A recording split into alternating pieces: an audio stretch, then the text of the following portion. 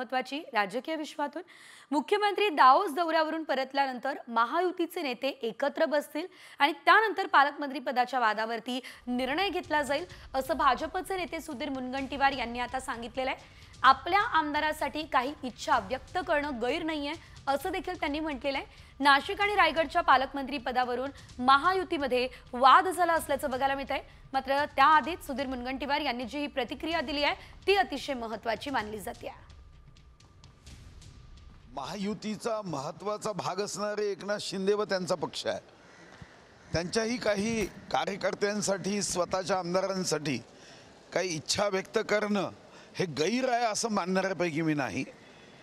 सध्या माननीय मुख्यमंत्री महोदय हे दावोसला गेले आहे आणि दावोसवरून आल्यावर या संदर्भात का निर्णय स्वतः मुख्यमंत्री महोदय, स्वतः उपमुख्यमंत्री महोदय आणि आमचे मंत्री व प्रदेश अध्यक्ष बावनकुळेजी हे एकमेकाच्या संमतीने, सहमतीने आणि चर्चेतून निश्चित करतील।